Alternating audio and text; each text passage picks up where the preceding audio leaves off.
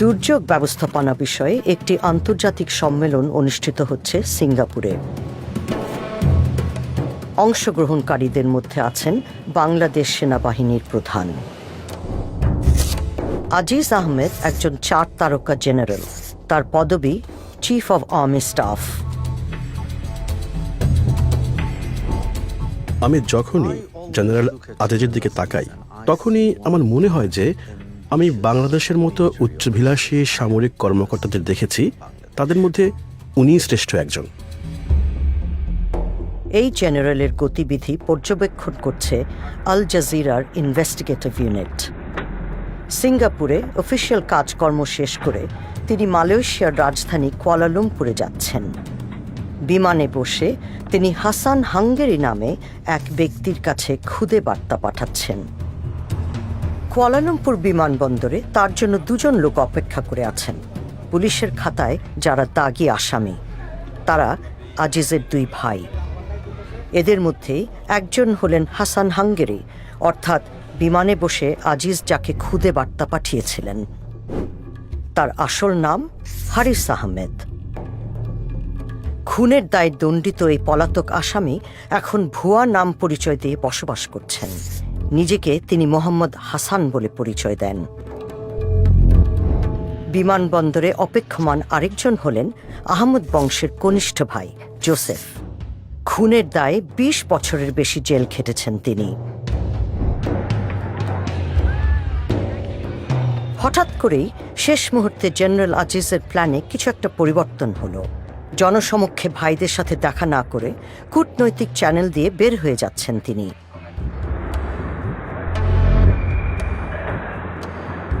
পৃথক গাড়িতে বিমানবন্দর থেকে বের হচ্ছেন তার ভাইয়েরা।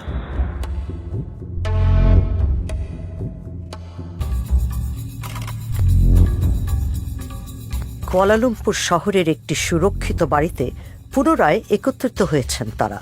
বাড়িটির বাইরে বাংলাদেশ হাইকমিশনের কয়েকটি গাড়ি পার্ক করে রাখা হয়েছে।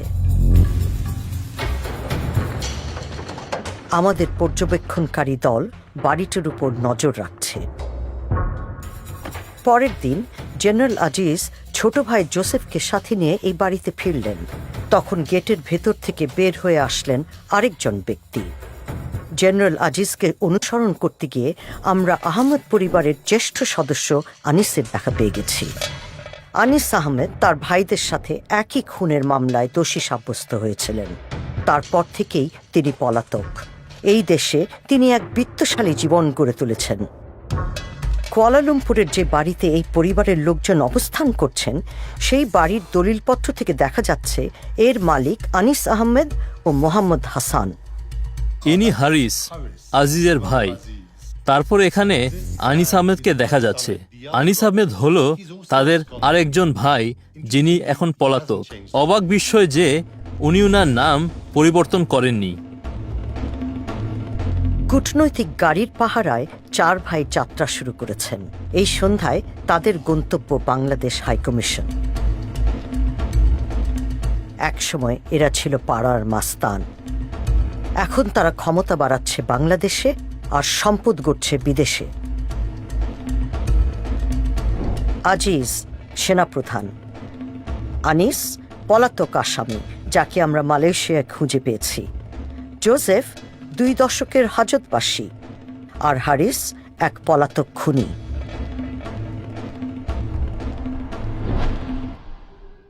অনুসন্ধানের সূত্রে আমরা এখন হাঙ্গেরিতে।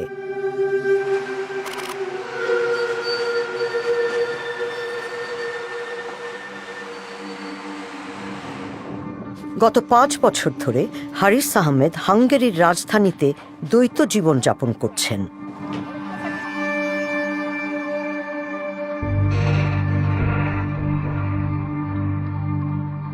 হারিস একজন ঠান্ডা মাথার সন্ত্রাসী। সে এমন একজন মানুষ, সে আপনাকে যদি পছন্দ না করে তাতেই ক্ষতি করতে পারে। এবং আমি বুঝতে পারি যে এই মানুষটি কোনো সাধারণ মানুষ না, সে একজন সাইকোপ্যাথ।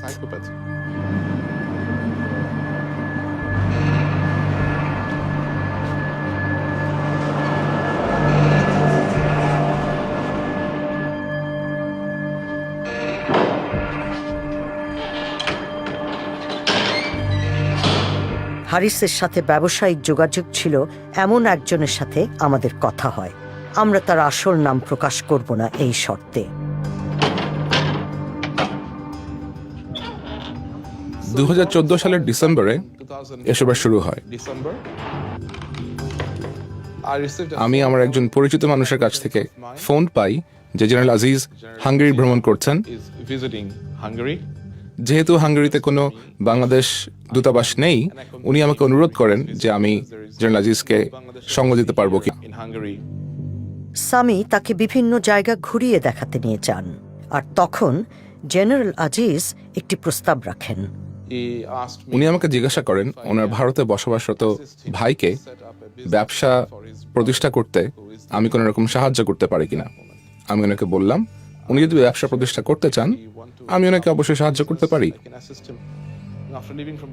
হাঙ্গেরি থেকে যাওয়ার পরে আমি জেনারেল আজিজের কাছ থেকে একটি মেইল রিসিভ করি এবং সেখানে তিনি আমার কাছে জানতে চান ব্যবসা স্থাপন করতে কি কি প্রয়োজন।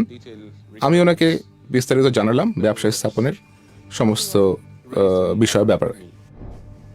এই সব কিছুই আমার কাছে কোনো সন্দেহের করেনি। আমি তার সব কাগজপত্র দেখেছি এবং আমি দেখলাম যে ওনার নাম মোহাম্মদ হাসান, এবং এখানে কৌতূহলী হওয়ার মতো তেমন বিশেষ কিছুই ছিল না। যেহেতু পুরো ব্যাপারটি জেনারেল আজিজের মতো একজন মানুষের কাছ থেকে এসেছে, এখানে সন্দেহ উদ্রেক হওয়ার বিষয়ই আসে না।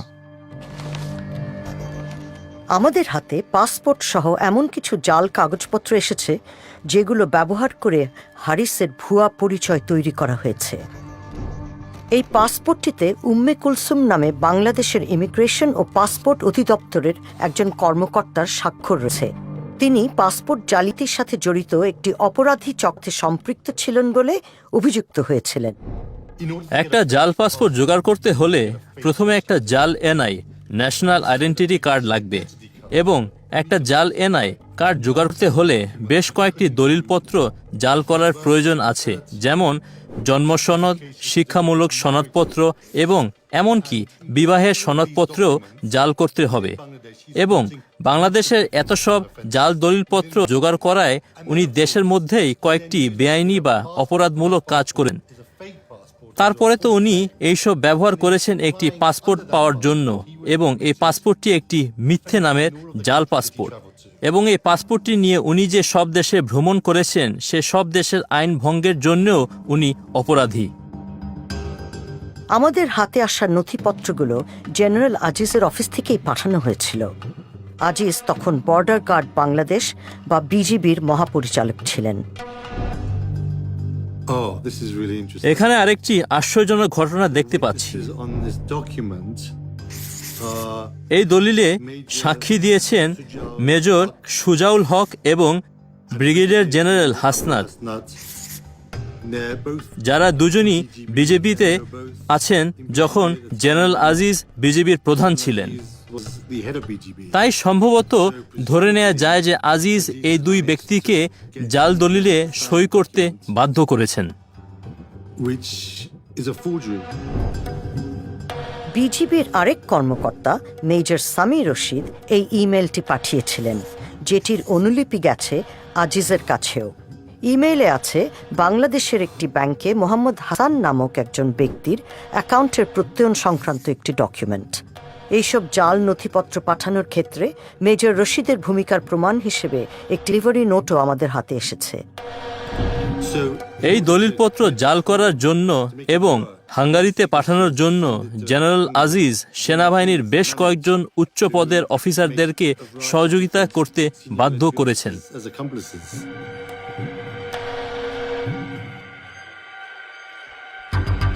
2015 সালের গ্রীষ্মে বুদাপেস্ট পৌঁছান হারিস আহমেদ। আল জাজিরার ইনভেস্টিগেটিভ ইউনিটের হাতে আসা নথিপত্রে হারিস কিভাবে তার ভাই জেনারেল আজিজের নির্দেশনা অনুযায়ী নতুন দেশে নতুন জীবন গড়ে তুলতে চেষ্টা করছিলেন তার একটি চিত্র পাওয়া যায়। তিনি বে অফ বেঙ্গল নামক একটি কোম্পানি প্রতিষ্ঠা করেন। তার স্ত্রী, মেয়ে ও জামাইও কোম্পানিটির মালিক। বে অফ বেঙ্গল মূলত একটি আমব্রেলা কোম্পানি হিসেবে বেশ কয়েকটি ব্যবসা পরিচালনা করে।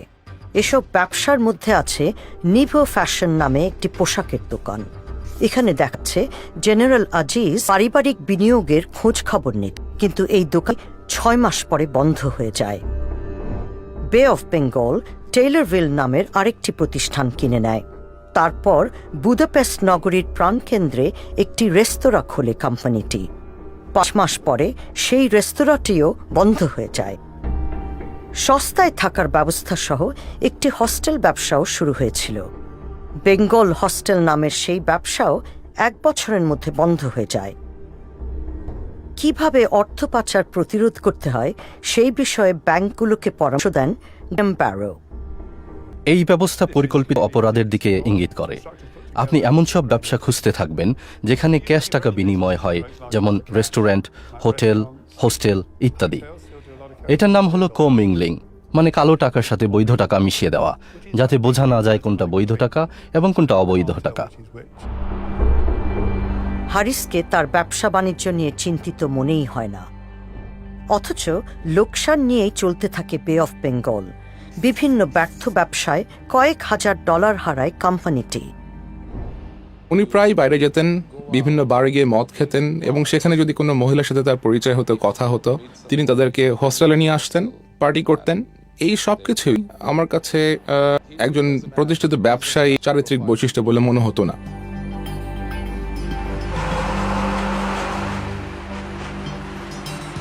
সামি একসময় আবিষ্কার করেন যে হারিসের আর্থিক আগ্রহ মূলত অন্য কোথাও।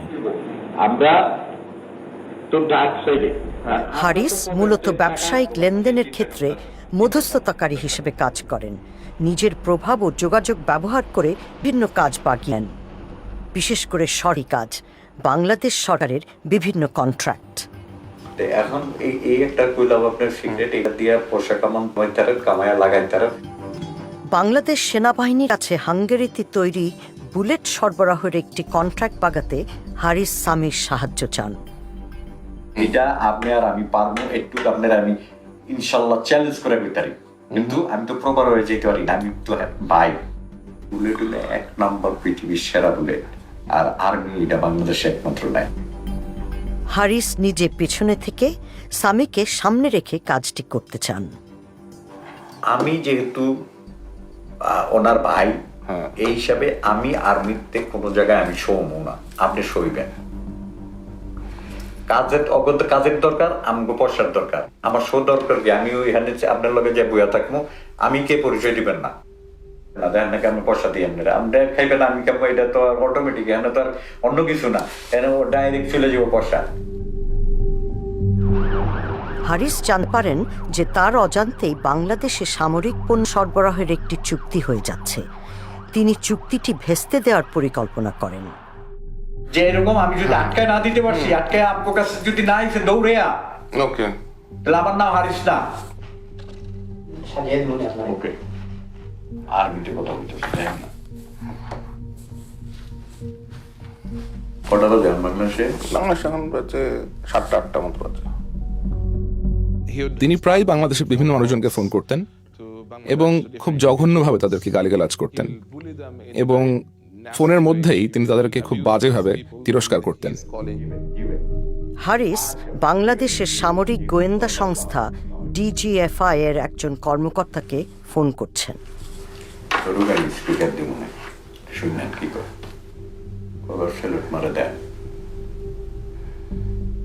ভাই সালাম আলাইকুম। ওই যে আপনারা বলছিলাম না যে ইউরোপের কিছু হইলে তারপরে হাঙ্গেরির, আর একটু ভিড়ে দেন নামটা খালি, বাকিটা আমি দেখি, একটু দেখেন। ঠিক আছে ভাই, আমি একটা রেফারেন্স পাঠাইতেছি, আমি একটা কাগজ পাঠাইতেছি যেটা হাঙ্গেরির থেকে চেষ্টা করতেছে, এটা একটু দেখেন। ঠিক আছে ভাই? ওকে ভাই। নিজের ব্যবসার বিভিন্ন খুঁটিনাটি নিয়ে সামির সাথে আলাপ করছেন হারিস। তারপর আমি তো জানি হাঙ্গেরি কিছু হইলে যদি আমার টাচে না আসে, ওই বেটা কোনো কিছু নিতে পারবো না, এই পর্যন্ত নেয়ই নেই। আমি খালি কেটালাম যদি এক বেটা নিয়ে থাকে, আমার একটা প্রমাণ দায়ী তারা কানটা কাইটা কুত্তার গলায় দিব একেবারে। এখানে কুত্তা আছে না, দরকার পয়সাটা কিনেই না কুত্তার গলায় দিয়ে দেবো। হারিসের দাবি তার কার্যকলাপ প্রধানমন্ত্রী শেখ হাসিনার আশীর্বাদেই চলছে। প্রধানমন্ত্রী শুদ্ধ কইছে যে যদি কিছু করতে চাও করুক, আমরা হেল্প করবো, আর কি চাই।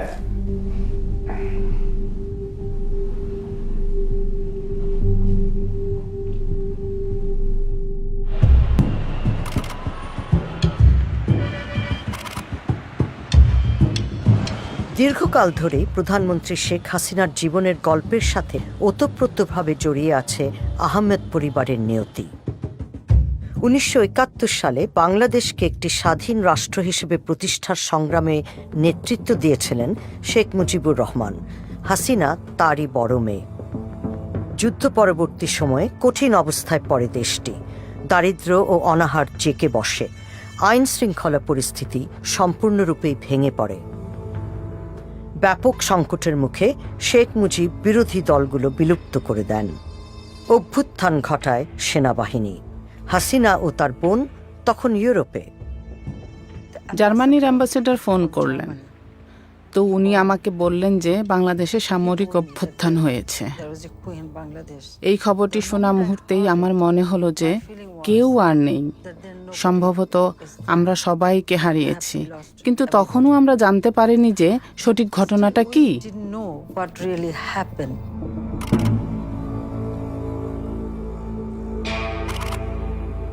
সেনাবাহিনীর কর্মকর্তারা শেখ মুজিবের বাড়িতে প্রবেশ করেন। মুজিবকে হত্যা করা হয়। তার সাথে হত্যা করা হয় তার 10 বছরের ছেলেসহ পরিবারের 13 জন সদস্যকে। শেখ মুজিব এবং তার পরিবার হত্যা বাংলাদেশের ইতিহাসে একটি ভীষণ পাশবিক পর্ব। খুনিরা তার ছোট্ট ছেলেটিকে রেহাই করেনি। শেখ হাসিনার রাজনীতির একটি প্রধান উদ্দেশ্য হল এই অন্যায়ের বিচার পাওয়া এবং এই হত্যার প্রতিশোধ নেওয়া।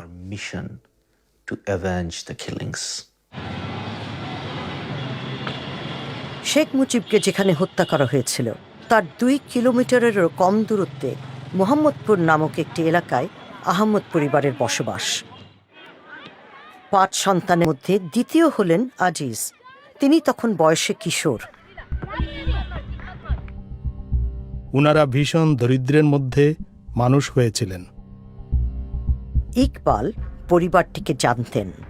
তিনি আমাদের তার পরিচয় গোপন রাখতে বলেছেন। উনার বাবা একটি সামান্য চাকরি করতেন, আর উনি যা রোজগার করতেন তাতে উনাদের সংসার চলত না। দারিদ্র্য ও রাজনৈতিক হানাহানির মধ্যে বেড়ে ওঠা 5 আহমেদ ভাইয়ের মধ্যে যুবা বয়সেই ঘনিষ্ঠ বন্ধন গড়ে ওঠে। কিন্তু এদের মধ্যে আজিজ গড়ে তোলেন স্বতন্ত্র পরিচয়। 1981 সালে তিনি বাংলাদেশ সেনাবাহিনীতে যোগদান করেন। অন্য 4 জন আনিস, হারিস, জোসেফ ও আরেক ভাই টিপু, তারা অপরাধের পথ বেছে নেন।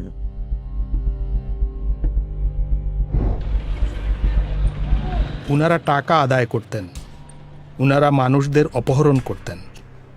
উনারা একটি গ্যাংয়ে পরিণত হয়েছিলেন। প্রথমে খুব ছোটখাটোভাবে শুরু করলেন, কিন্তু পরে উনারা মানুষদের খুন করা শুরু করলেন। ঢাকাতে বিশেষ এক এলাকা ওনাদের আয়ত্তে ছিল। মোহাম্মদপুর ওনাদের দখলে ছিল এবং এই এলাকাটি ওনারা ভাগাভাগি করে নিয়েছিলেন ওনাদের নিজেদের মধ্যে এবং অন্যদের সঙ্গে। মানে ঢাকা শহরের অন্যান্য অপরাধের সর্দারদের সাথে ওনাদের বোঝাপড়া ছিল এবং ওনারা ব্যবসায়ীদের কাছ থেকে বল প্রয়োগ করে টাকা আদায় করতেন। আর এই এলাকাটি ওনারা ওনাদের ব্যক্তিগত জায়গা হিসেবে শাসন করতেন। আমরা যাদের ব্যাপারে কথা বলছি এরা সবাই সন্ত্রাসী। এরা খুনি যারা মানুষের জীবনের ভয়ঙ্কর রকমের ক্ষতি করেছে। ভারতে নির্বাসিত অবস্থায় শেখ হাসিনা আওয়ামী লীগের নেতা হন। এই দলের নেতৃত্বে ছিলেন তার পিতা। 1981 সালে তিনি বাংলাদেশে ফিরে আসেন। আমি আমার লোকদের কার্যকরী করা শুরু করলাম। তখনকার সরকার আমাকে বাধা দেবার চেষ্টা চালায় যাতে আমি ফিরে না আসি, কিন্তু আমি গণতন্ত্রের জন্য কাজ করার উদ্দেশ্য নিয়ে ফিরে আসার সিদ্ধান্ত নিলাম। সামরিক বাহিনী তখন দেশ পরিচালনা করছে। বেশ কয়েকবার তখন হাসিনাকে গৃহবন্দী করা হয়। তার জীবনের উপর আঘাতও আসে। এক সহকর্মীর সাথে জেনারেল আজিজের ফোনালাপের গোপন রেকর্ডিং আল জাজিরার ইনভেস্টিগেটিভ ইউনিটের হাতে এসেছে। এই কথোপকথন 2020 সালের। আজিজ বর্ণনা করছেন কিভাবে তার ভাইয়েরা শেখ হাসিনার দল আওয়ামী লীগের নেতাদের নিরাপত্তা দিতেন। বাংলাদেশে ফিরে আসার পর আওয়ামী লীগ নেতাদের সুরক্ষায় নিজের ভাইদের ভূমিকা। কোন হলো আওয়ামী লীগ ওই জাতীয় সময় যখন হলো সবচেয়ে খারাপ সময় ছিল, যখন তারা তাদের কেন্দ্রীয় অফিসে বসতে পারতো না, তো my brothers they were the main strength this party. কেন্দ্রীয় নেতারা এসে আমার ছোট ভাইয়ের অফিসে বসে তারা হলো পার্টির হলো প্রোগ্রাম থেকে অ্যানাউন্স করতো, কারণ অন্য জায়গায় তারা নিরাপদ মনে করতো না, তো তারা ছিল। আহমেদ পরিবার ত্রাস জাগানিয়া, তবে অন্যদের প্রতিশোধের শিকারও হতে হয় তাদের। খুন হয়ে যান এক ভাই টিপু। টিপু খুব বড় এক গুন্ডা ছিল, শার্প শুটার যাকে বলে, খুবই বুদ্ধিমান। ভাইদের মধ্যে সবচেয়ে বুদ্ধিমান সেই ছিল। তখন এমন এক সময় ছিল যখন রাজনীতিবিদ ও সন্ত্রাসী মাস্তানদের একে অপরকে প্রয়োজন ছিল। এইসব দলগুলো তারা চাঁদাবাজিতে জড়িত ছিল, রাস্তায় ছোটখাটো চুরি ডাকাতি করত বা ব্যবসায়ীদের কাছ থেকে অর্থ উত্তোলন করত। তাছাড়া প্রয়োজন মাফিক রাজনীতিবিদদের শক্তি হিসেবেও কাজ করেছিল। সাধারণত তারা কোনো একজন রাজনীতিবিদদের সাথে জড়িত থাকত এবং কোনো এক বিশেষ সময়ে সুবিধা অনুযায়ী এই রাজনীতিবিদরা তাদেরকে ব্যবহার করতেন। ৯০-এর দশকের মাঝামাঝি সময়ে হাসিনার ব্যক্তিগত নিরাপত্তা দলে যোগদান করেন হারিস আহমেদ। ইনি হারিস, শেখ হাসিনা। ইকবাল ওই সময় থেকে হারিসকে চেনেন। উনি শেখ হাসিনার ব্যক্তিগত দেহরক্ষী ছিলেন এবং এই মিটিংটি মোহাম্মদপুরে হচ্ছে। এটা হারিসের এলাকা। উনি সব মিটিং আয়োজন করতেন। এদিকে এই ফোনালাপে জেনারেল আজিজ বলছেন আওয়ামী লীগের নেতাদের প্রতি শেখ হাসিনার সাম্প্রতিক একটি বক্তব্যের কথা। অনারেবল সেইড যে দেখো ওর ভাইরা কে আমার থেকে বেশি তোমরা জানো না। প্রধানমন্ত্রী এই আহমেদ পরিবারের আনুগত্যের কথা তুলে ধরে বর্তমান নেতাদের নিষ্ক্রিয়তা নিয়ে তিরস্কার করছেন, কারণ এই পরিবারই তাকে আঘাতের হাত থেকে বাঁচিয়েছিল। জানো না কোথায় ছিল যখন হলো নাই, যে যখন আমার বাড়িতে গ্রেনেড হামলা করে, আমার বাড়িতে এরকম করে, আমি কোন তারে বসলে তোমরা এই চিফের ভাইরা আমার আশেপাশে ছিল, তা ছিল তখন আমার মেইন চালিকা শক্তি চলছিল তখন।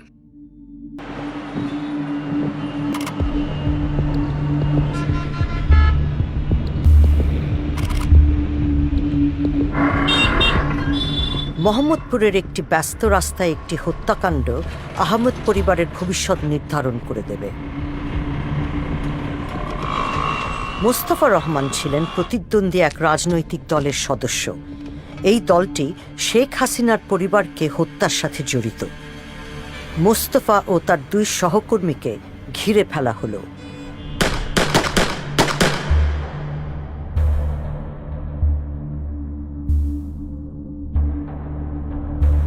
মোস্তফাকে দ্রুত হাসপাতালে নিয়ে যাওয়া হয়। তিনি একজন ম্যাজিস্ট্রেটের কাছে সাক্ষ্য দেন। জোসেফ, হানিস এবং হারিস আমাকে গুলি করেছে। হারিস বন্দুক দিয়ে আমাকে গুলি করেছে। জোসেফ আমার কোমর থেকে বন্দুক নিয়ে আমার পেটে গুলি করে। অন্যদের হাতেও বন্দুক ছিল এবং তারা এলোমেলো গুলি করে।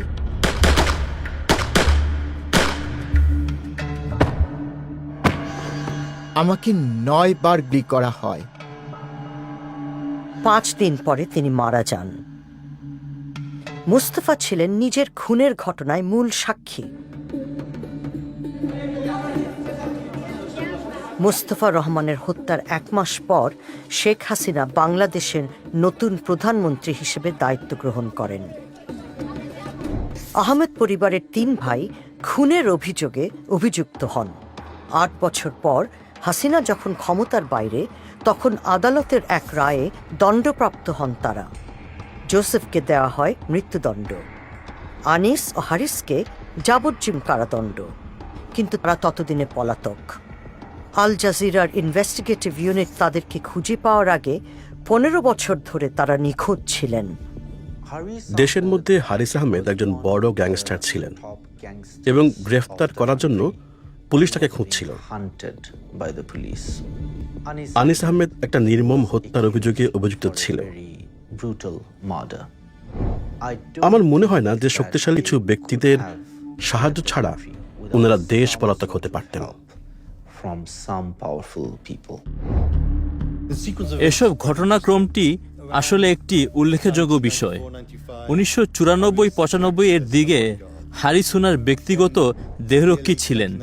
ঠিক তার এক বছর পরে 1996-এ এক ব্যক্তি হত্যা হন, যিনি সম্ভবত শেখ হাসিনার রাজনৈতিক প্রতিদ্বন্দ্বী ছিলেন, এবং হারিস সহ তার 3 ভাই এই হত্যার অভিযোগে অপরাধী হন। হয়তো তিনি মনে করেন তিনি এই সব বিষয়ে যত কম জানবেন ততই ভালো।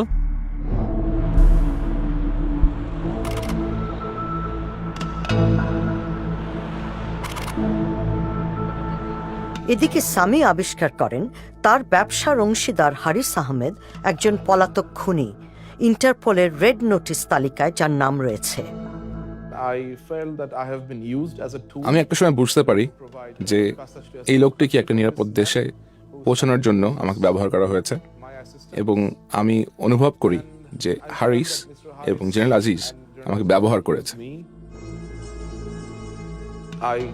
আমি একে পুলিশের কাছে ধরিয়ে দিতে চিন্তা করি, কিন্তু নিজের জীবনের ভয় তা করিনি। আহমেদ পরিবারের সাথে সম্পর্ক ছিন্ন করার চেষ্টা করেন সামি, কিন্তু তখনই সামিকে হুমকি দিয়ে ইমেল পাঠান জেনারেল আজিজ। আপনি হাসানের সব সমস্যা সমাধান করার দায়িত্ব নিয়েছিলেন। আপনার নীরবতাতে আমি অন্য গন্ধ পাচ্ছি।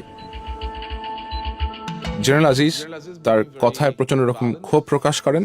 তিনি আমার উপর প্রচন্ড রকম ক্ষিপ্ত হন এবং তিনি আমাকে চরম ভয় দেখিয়ে ইমেল পাঠান। আমার ভাইকে যদি ফিরে আসতে হয়, তাহলে যারা দায়ী তাদের জীবনে অনেক আফসোসের কারণ থাকবে। আমি এই প্রতিশ্রুতি দিচ্ছি যে তারা প্রাণের ভয়ে থাকবে। এবং তিনি বলেন যে তার ভাইকে যদি বাংলাদেশে ফেরত যেতে হয়, তাহলে তার জন্য যারা দায়ী হবে সে সমস্ত মানুষকে তাদের জীবনে পস্তাতে হবে। জেনারেল আজিজ সামিকে নিজের জালে আটকানোর চেষ্টা চালাতে থাকেন। সামরিক বাহিনী থেকে অবসরোত্তর জীবনের জন্য বাংলাদেশ থেকে অর্থ বের করে আনছেন তিনি, আর বিনিয়োগের জন্য নেমেছেন ব্যবসার সন্ধানে। আপনি বললে আমি প্রয়োজনীয় পদক্ষেপ নিব। আপনি আমাকে একটা ছোট ইনভেস্টমেন্টের প্রস্তাব পাঠান, আমি সেটা ভেবে দেখব। চাকরি থেকে অবসর নেয়ার আগ পর্যন্ত আমি বে অফ বেঙ্গলের মাধ্যমে কাজ করতে পারি। আমি বে অফ বেঙ্গলের পরিচালক হব বলে চিন্তা করছি। আসলে আমার হিসাবের মধ্যে আছে যে রিটায়ারমেন্টের পরে আমি পৃথিবীর যেখানে ইচ্ছা সেখানে ঘুরে বেড়াবো, বিশেষ করে ইউরোপ। 2019 সাল নাগাদ সামি অতিষ্ঠ হয়ে ওঠেন, কিন্তু তিনি তারপরও তাদের পরিকল্পনায় সায় দিয়ে এগিয়ে যেতে থাকেন। তবে এখন তিনি আল জাজিরার ইনভেস্টিগেটিভ ইউনিটের সাথে কাজ করছেন।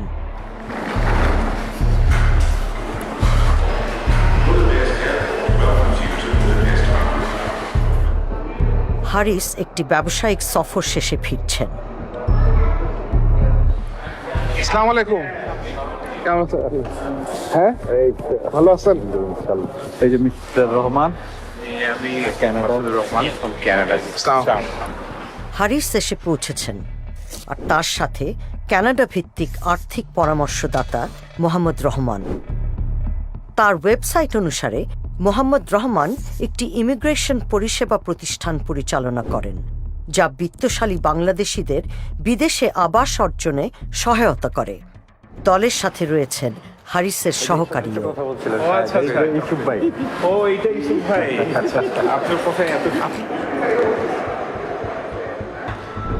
হারিসের দৈনন্দিন আর্থিক হিসাব নিকাশ তদারকির কাজ করেন ইউসুফ আলী। কোথায় কোথায় গেলেন? ফ্রান্স থেকে গেলাম মরক্কো, মরক্কোর থেকে টার্কি, টার্কির থেকে নাইলাম। ঘুরতে গেছেন? বাংলাদেশে হারিসের রাজনৈতিক প্রভাব নিয়ে আলোচনা হচ্ছে। তার সঙ্গীরা জানেন যে প্রধানমন্ত্রীর সাথে হারিসের যোগাযোগ রয়েছে। আপনি মন্ত্রী হবেন কবে? আপনি মন্ত্রী হবেন কবে? মন্ত্রী যে কি করবো মন্ত্রী করতো না চাই আমরা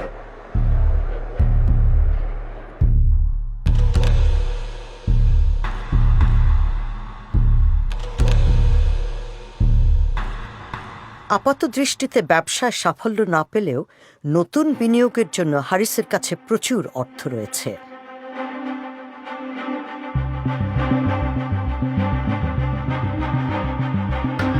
হারিস ও রহমান একটি হোটেল কিনতে চান।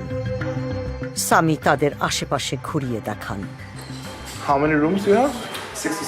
66 rooms. এটা কত টাকা চাই? এটা 7.2 million euro. 7.2 billion বাংলা কত টাকা? ওই হোটেলটা more viable than this one. হারিসের বিভিন্ন বিনিয়োগের মাধ্যমে যে বে অফ বেঙ্গল নামের আমব্রেলা কোম্পানি, সেই কোম্পানিটির অফিস এখানে। হাঙ্গেরিয়ান খাবারের একটি রেস্তোরাঁর উপতলায় এই অফিস। এটিও হারিসের মালিকানাধীন। পাশেই আছে একটি লাইসেন্সবিহীন বৈদেশিক মুদ্রা বিনিময় ব্যুরো। এটির মালিকও হারিস। সহকারী ফালি এই ব্যুরো পরিচালনার দায়িত্বে রয়েছেন। ইউসুফ মিকে নিশ্চিত করেছেন যে হারিসের অর্থের মূল উৎস হল বাংলাদেশের বিভিন্ন সরকারি কন্ট্রাক্ট। কোন ধরনের ব্যবসা উনি ইনভলভ, কোন ধরনের কাজ উনি আসলে ওই যে মিনিস্ট্রি বা এই সমস্ত বা আরো সরকারি লেভেলের কোন দান্দা করছে, এগুলো আমার ধারণা। আচ্ছা আচ্ছা, হয়তো মামু লাগবে, না হয় মামুর জোর লাগবে। বে অফ বেঙ্গল কোম্পানির একটি চিঠিতে সামরিক বাহিনীর জন্য বাঙ্ক বেড বা দ্বিতল খাট সরবরাহ করার প্রস্তাব দেওয়া হয়।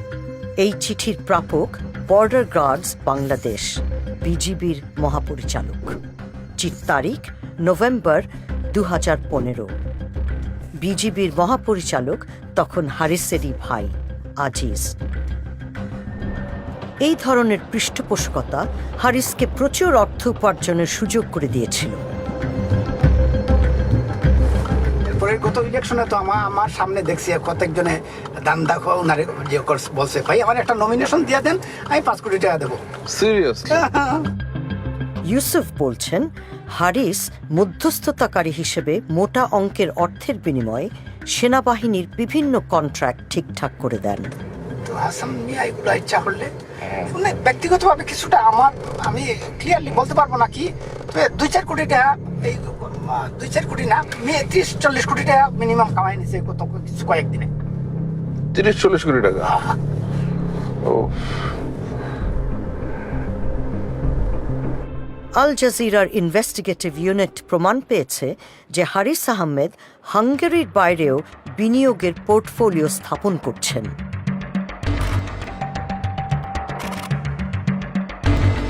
সেই একই পরিচয় ব্যবহার করে তিনি ফ্রান্সে গড়ে তুলছেন এক ব্যবসায়িক সাম্রাজ্য। 2018 সালের নভেম্বরে তিনি একটি কোম্পানির আংশিক মালিকানা কিনেন। এই কোম্পানি কম্পিউটার ও আইটি নিয়ে কাজ করে। কোম্পানিটির 2টি নিবন্ধিত অফিস রয়েছে। একটি অবস্থিত প্যারিসের উপকণ্ঠে, সেখানে মোবাইল ফোন বিক্রি করা হয়। পাশাপাশি রয়েছে ইন্টারন্যাশনাল মানি ট্রান্সফারের ব্যবস্থা। 2019 সালে হারিসের উদ্যোগে গতি পায়। মাত্র 7 মাসের ব্যবধানে হারিস আরও 4টি কোম্পানির আংশিক মালিকানা ক্রয় করেন। এপ্রিল মাসে তিনি স্নিগ্ধা নামক একটি ফাস্ট ফুডের ব্যবসা শুরু করেন। তারপর মে মাসে তিনি TPTY নামক একটি রিটেল কোম্পানির অংশীদারিত্ব কিনে নেন। কিছুদিন পরেই তিনি সেই অংশটুকু বিক্রি করে দেন। তার ব্যবসার এই ধরন ও কৌশল অর্থ পাচারের সাথে অসঙ্গতিপূর্ণ নয়। কোম্পানি যেভাবে তৈরি করা হয়েছে, তাদের অধিক্ষেত্র যেরকম, যেই ধরনের ব্যাংক অ্যাকাউন্ট, ব্যবসার পরিসীমা যেরকম, বা উনি যেসব ক্ষেত্রে জড়িত আছেন, এইসব পদ্ধতির অবৈধ অর্থ সাধারণ অর্থে প্রবেশ করিয়ে বৈধ অর্থে পরিণত করার নির্দেশ করে। যেখানে ব্যবসার পরিমাণ বেশি, সেখানে সাধারণ দৃষ্টিতে অবৈধ অর্থ লুকানো সম্ভব হয়, সেখানে চোখে ধুলো দেওয়া সোজা হয়। 2019 সালের জুনে ফ্রান্সে তিনি বে অফ বেঙ্গল কোম্পানির নিবন্ধন সম্পন্ন করেন। এই কোম্পানি একটি ভারতীয় রেস্তোরাঁর মালিক। নভেম্বর মাসে ইনফো বে অফ বেঙ্গল নামে আরও একটি নতুন কোম্পানি। এই দোকানটি হল কোম্পানিটির নিবন্ধিত ঠিকানা। প্যারিসের শহরতলিতে 3টি সম্পত্তিতে তার মালিকানা আছে। এগুলোর মধ্যে একটির আনুমানিক মূল্য প্রায় $250,000,000। কর্পোরেট নথিপত্রে দেখা যাচ্ছে হারিস উদ্যমের সাথে ব্যবসা ও সম্পত্তি কিনেই চলেছেন। ইউরোপিয়ান ইউনিয়নের রেসিডেন্সি ব্যবহার করে ফ্রান্সে অর্থ সরাচ্ছেন তিনি। যে রেসিডেন্সি বা বসবাসের অধিকার তিনি পেয়েছেন ভুয়া নথিপত্র ব্যবহার করে। অবৈধ অর্থ প্রথমে সাধারণ অর্থে প্রবেশ করা হয়, তারপর লেয়ারিং করে বিভিন্ন কোম্পানি এবং বিভিন্ন দেশের মধ্য দিয়ে এই টাকা পাচার হয়। তারপরে এই টাকা প্রচলিত অর্থনীতিতে পুনর্বহাল করা হয়। অবৈধ অর্থ বৈধ করার জন্য ঘর বাড়ি কেনার চেয়ে আর কি ভালো উপায় থাকতে পারে? এটাই সবচেয়ে সহজ উপায়।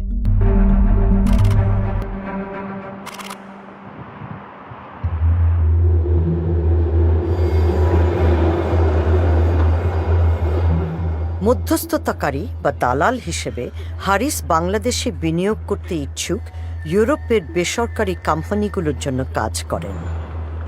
কানাডার সেই ব্যবসায়ী মোহাম্মদ রহমান এসেছেন কয়েক $1 মিলিয়ন একটি সম্ভাব্য চুক্তি নিয়ে আলোচনায় হারিসকে সহায়তা করতে। হারিস ও রহমানকে বলা হয়েছে যে একদল ব্রিটিশ বিনিয়োগকারী বাংলাদেশের হোটেল বাণিজ্যে কয়েক $1 মিলিয়ন বিনিয়োগের চেষ্টা করছেন। সেজন্য সামি একটি ব্রিটিশ বিনিয়োগ ফার্মের সাথে হারিস ও রহমানের একটি ভিডিও কনফারেন্সের আয়োজন করেছেন। হারিস তার মোহাম্মদ হাসান নামটি ব্যবহার করছেন। Hello. Hi, good morning. Hello. Hey, gentlemen. Yes, hello. Hi. Mom Hassan. Mohammed, pleased to meet you. আমার নাম মিস্টার রহমান, ভ্যানকুভার কানাডা থেকে এসেছি। তবে দেখে যা মনে হচ্ছে বাস্তবে বিষয়টি তা নয়। বিনিয়োগ ফার্মের প্রতিনিধি মূলত আল জাজিরার ইনভেস্টিগেটিভ ইউনিটের হয়ে কাজ করছেন।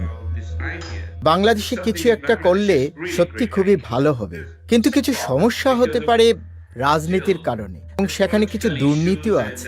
অবশ্য যেসব দেশগুলো উঠে আসছে তাদের সবারই এই ধরনের সমস্যা আছে। কিন্তু মিস্টার হাসানের ক্ষেত্রে একটি ভালো জিনিস হলো যে খুব উচ্চপদস্থ সরকারি কর্মকর্তাদের সাথে ওনার খুব ভালো সম্পর্ক আছে। সরকারি কর্মকর্তাদের সাথে, বিশেষ করে প্রধানমন্ত্রীর সাথে ওনার খুবই ভালো সম্পর্ক আছে। বাংলাদেশে উঁচু স্তরে যোগাযোগ দিয়ে দেওয়ার বিনিময়ে হারিস 20% কমিশন চান। ভুয়া বিনিয়োগের প্রস্তাবটি ব্যাখ্যা করছেন তিনি।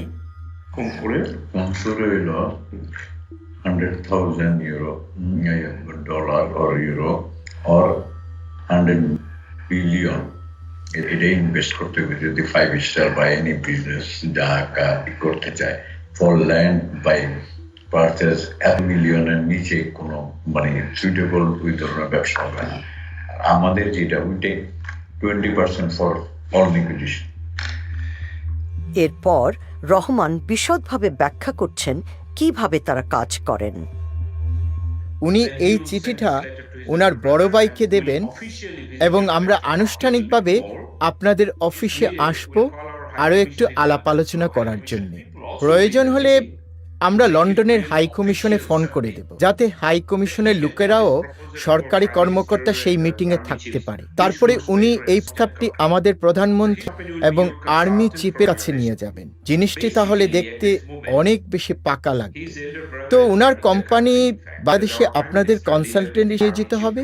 সত্যি কথা বলতে এই মুহূর্তে ওনার বড় ভাই আসলে দেশ চালাচ্ছেন, কারণ আমাদের প্রধানমন্ত্রীর দেশ চালানোর সব দায়িত্ব আর্মি চিফের হাতে ছেড়ে দিয়েছেন। ইনি আসলে উনারই ভাই।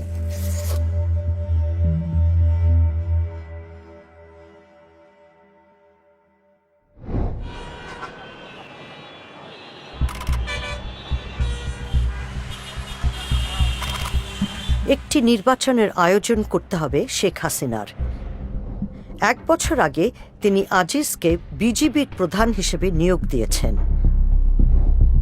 তার ক্ষমতাসীন দল আওয়ামী লীগ যখন নির্বাচনে পরাজয়ের ঝুঁকিতে, তখনই বিজিবিকে ভোট তদারকিতে নিয়োজিত করা হয়।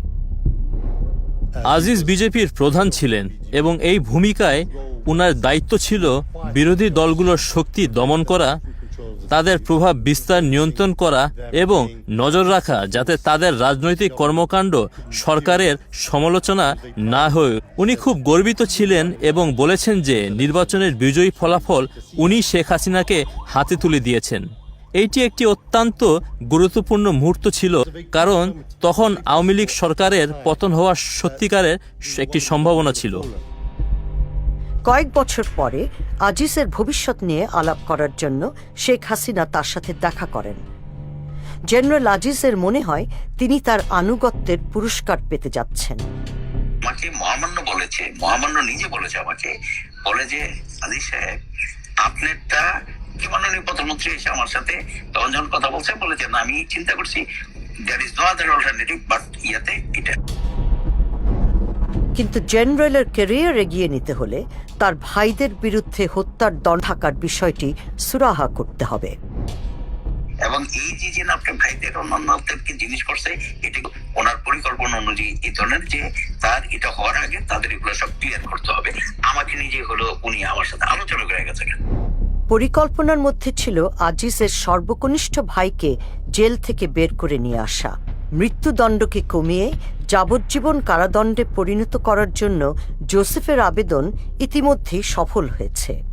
প্রায় 11 বছর ধরে তার মাথার উপর ঝুলছিল মৃত্যুদণ্ড।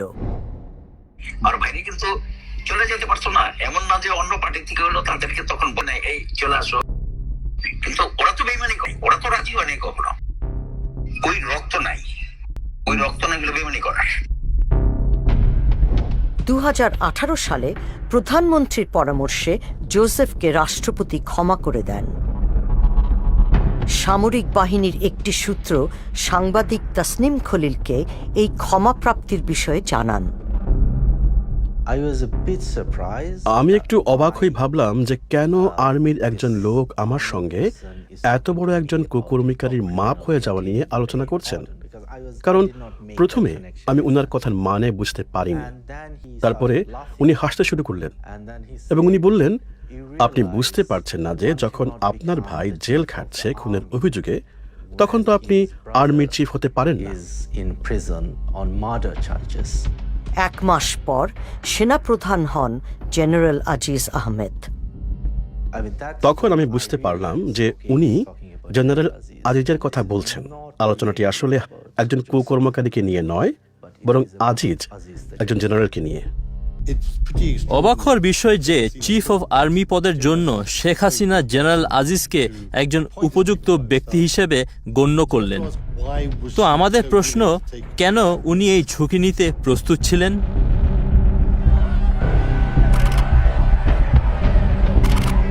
ডিসেম্বরে শেখ হাসিনা আরও একটি নির্বাচন করেন। এবারও জেনারেল আজিজ তাকে ক্ষমতা সুসংহত করতে সহায়তা করেন।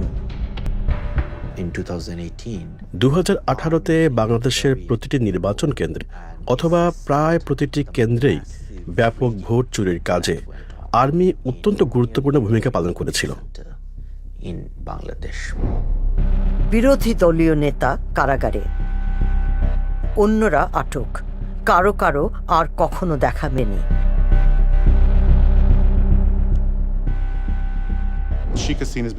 উনার পরিবার, উনি এবং বাংলাদেশ যে একই জিনিস, এই দুইটির মধ্যে যে কোনো পার্থক্য নেই, সেই অনুভূতিটি প্রতিষ্ঠিত করার চেষ্টা করে চলেছেন।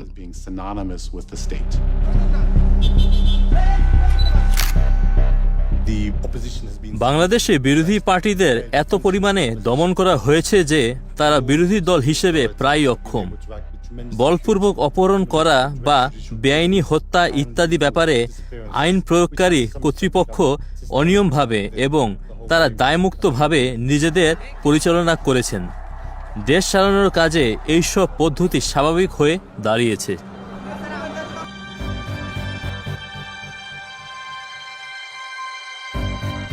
আল জাজিরার ইনভেস্টিগেটিভ ইউনিটের হাতে এমন কিছু নথিপত্র এসেছে যেখানে দেখা যায় কিভাবে বাংলাদেশের নিরাপত্তা বাহিনীগুলো শেখ হাসিনার রাজনৈতিক প্রতিপক্ষদের বিষয়ে তথ্য সংগ্রহ করে।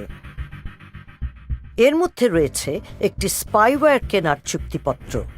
চুক্তিপত্রের তারিখ 2018 সালের 26 জুন, অর্থাৎ জেনারেল আজিজ সেনাবাহিনীর নিয়ন্ত্রণ গ্রহণের ঠিক পরের দিন। এই চুক্তিপত্রে স্ট্যাম্প ও স্বাক্ষর রয়েছে বাংলাদেশের সামরিক পণ্য ক্রয়ের দায়িত্বপ্রাপ্ত সংস্থা প্রতিরয় মহাপরিদপ্তরের।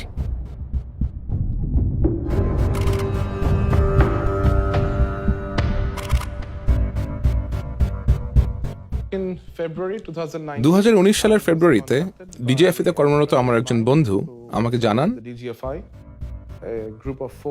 যে বাংলাদেশের 4 জন সেনা কর্মকর্তা সরকারি কাজে বুদাপেস্ট যাচ্ছেন। ডিজিএফআই হল বাংলাদেশের সামরিক গোয়েন্দা সংস্থা। আমি তাদেরকে রাতের খাবারের জন্য দাওয়াত করি। তারা আমাকে জানান যে তাদের সাথে আরো 3 জন অতিথি থাকবেন। এখানে অতিরিক্ত 3 জন অতিথির মধ্যে 2 জন ইসরায়েলি নাগরিক, অপরজন আইরিশ। কিন্তু ইসরায়েলি 2 জন নৈশভোজে থাকতে চাইলেন না। বাংলাদেশি কর্মকর্তারা আমাকে একজন ব্যক্তির সাথে পরিচয় করিয়ে দেন। সেই ব্যক্তি নিজের পরিচয় প্রদান করেন একজন সার্ভেলেন্স কোম্পানির কন্ট্রাক্টর হিসেবে। আমি তাদেরকে একটি গোয়েন্দা নজরদারির যন্ত্রের ব্যাপারে কথা বলতে শুনি। এই যন্ত্রটি এমন একটি যন্ত্র যা দিয়ে তারা সাধারণ মানুষজনের মোবাইলের উপরে নজরদারি করতে পারে।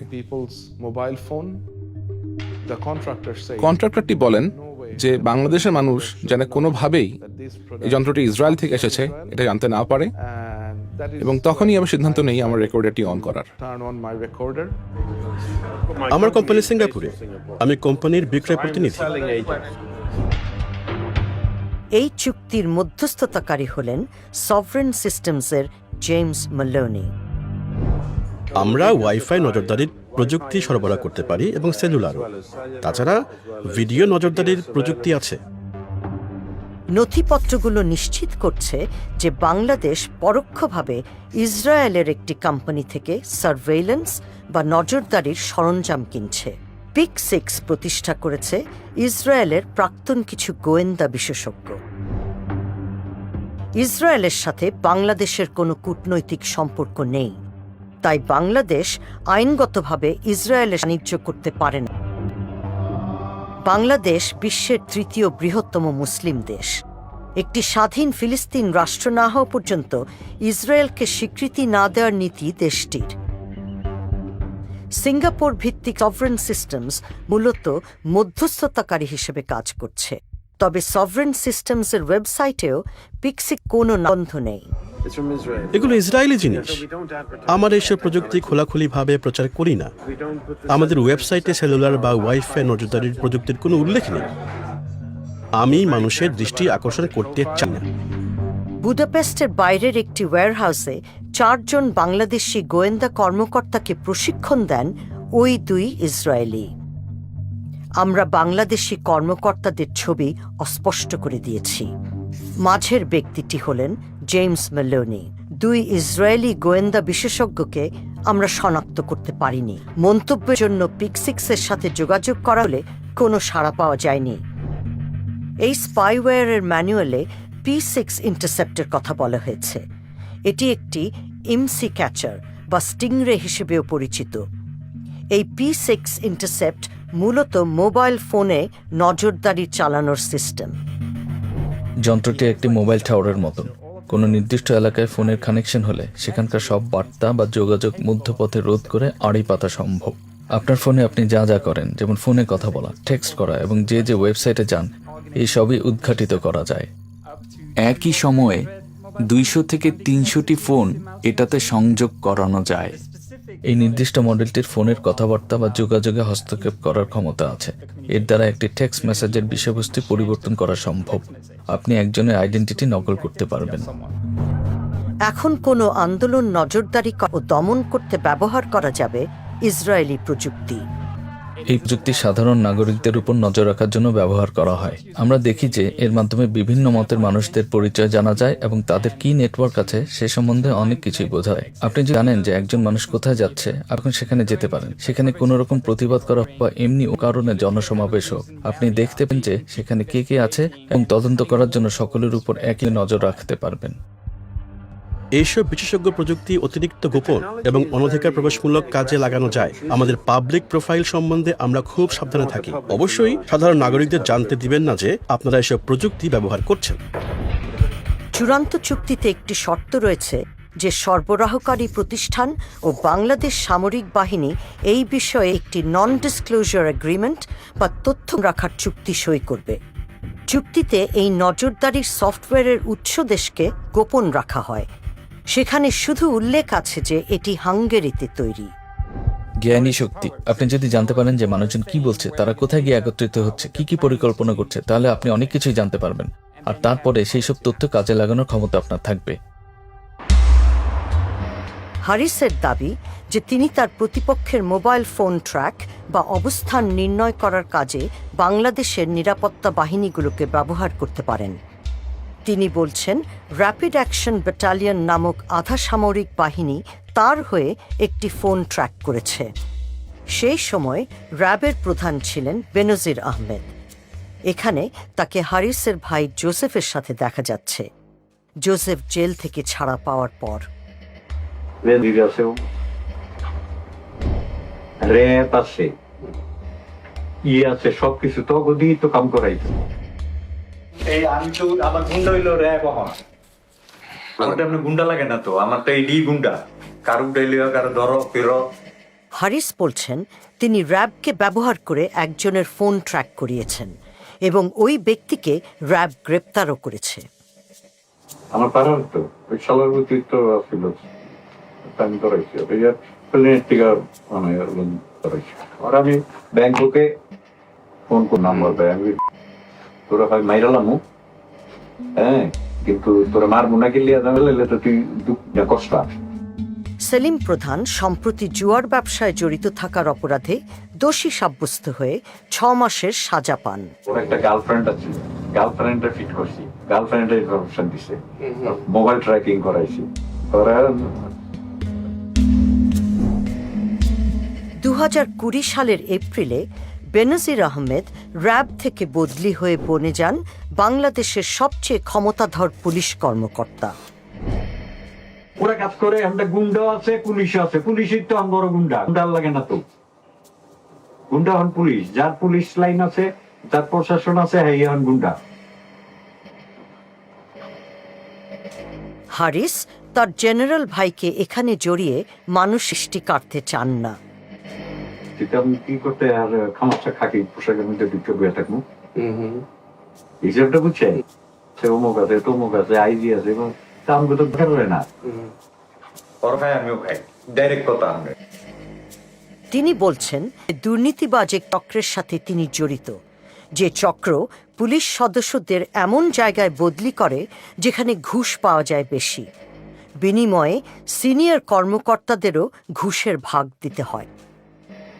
পুলিশ আঙ্গুল এখানে যে এই ওসিমোসি গুলোর পোস্টিং করতে কিরকম টাকা করতে চান? আমি আপনার এয়ারপোর্ট থানার ওসি মিনিমাম 10 কোটি টাকা, 5 কোটি টাকা। অ্যাকচুয়ালি ট্রান্সফারের টাকাটা খায় হোম মিনিস্টার, আইজি, পুলিশের তিনজন। মনে করেন 5 কোটি টাকা কন্ট্যাক্ট করলে 3 কোটি টাকা, 2 কোটি টাকা আমরা এটি কখন চাই, বুঝছেন? এই হলো কাহিনী।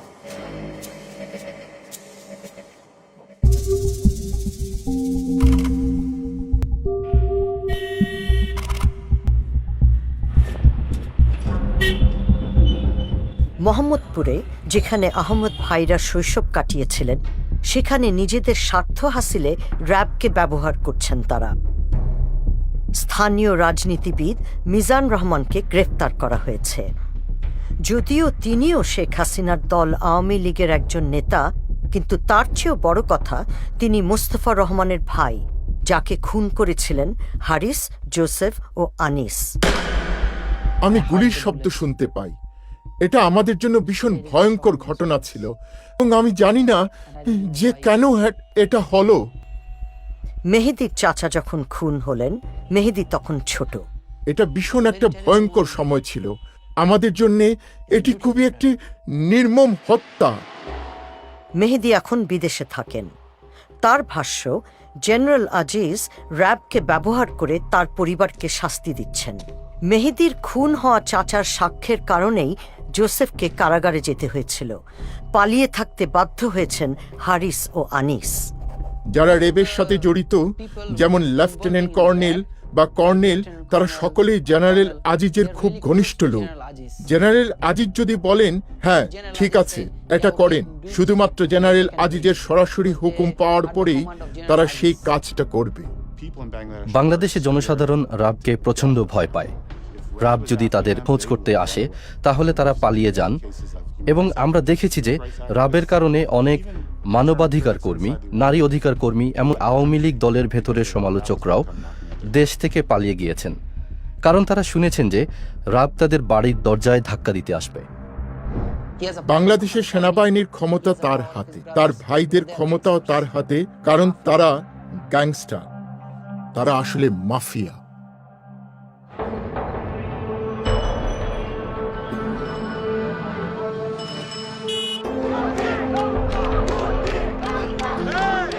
মোহাম্মদপুরে আহমেদ পরিবারের ভাইয়েরা যে এলাকায় বড় হয়েছিলেন, এক তরুণ সদস্য নির্বাচনে লড়ছেন।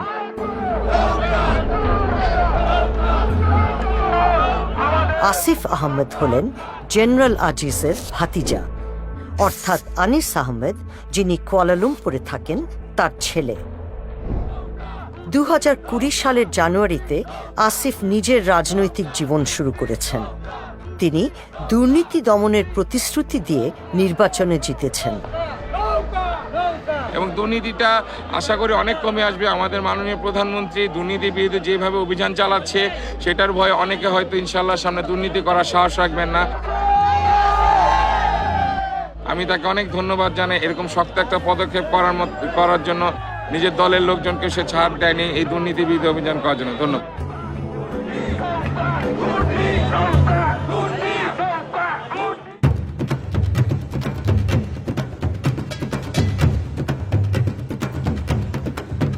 ঢাকায় সেনাবাহিনীর সদর দপ্তরের একটি মাঠে একটি বিয়ের অনুষ্ঠান। স্বর্ণসজ্জিত বর জেনারেল আজিজ আহমেদের বড় ছেলে। আমি তো কখনোই কল্পনা করতে পারিনি যে উনি ঠিক এভাবে নাচতে পারেন। আচ্ছা, ইনি হলেন আজিজ, আর এইজন হারিস। হারিস খুনের অভিযোগে পলাতক, অথচ সে এই বড় জাঁকজমক একটি বিয়ের অনুষ্ঠানে এসেছেন। সেখানে চিফ অফ আর্মি স্টাফ উপস্থিত আছেন। হারিসের মতো আনিসও মালয়েশিয়া থেকে ঢাকায় ছুটে এসেছেন।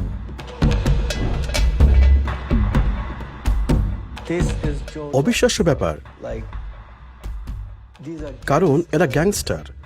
সরকারিভাবে বাংলাদেশের পুলিশ ওনাদের গ্রেফতার করার জন্য খুঁজছে, অথচ ওনারা একটা বিয়ের অনুষ্ঠানে উপস্থিত, এবং আর্মি চিফ নিজেও সেখানে আছেন। ওনারা সবাই মিলে পার্টি করছেন। দেশের ঊর্ধ্বতন সামরিক কর্মকর্তা, ক্ষমতাধর রাজনৈতিক নেতা ও বিদেশি বিশিষ্টজনরা উপস্থিত। আর ভাইদের মধ্যে সর্বকনিষ্ঠ জোসেফ, যিনি হত্যার দায়ে দোষী সাব্যস্ত হয়েও পরে ক্ষমা পেয়েছেন, তিনিও আছেন এখানে। আচ্ছা দেখুন, ইনি বাংলাদেশের প্রেসিডেন্ট। তাকে ক্ষমা করেছিলেন বাংলাদেশের রাষ্ট্রপতি মোহাম্মদ আব্দুল হামিদ। বাংলাদেশের প্রেসিডেন্ট এই দুই পলাতক আসামিদের সঙ্গে একটি বিয়ের অনুষ্ঠানে উপস্থিত, যাদেরকে গ্রেফতার করা উচিত। আনিসের ছেলেও উদযাপনে মেতেছেন।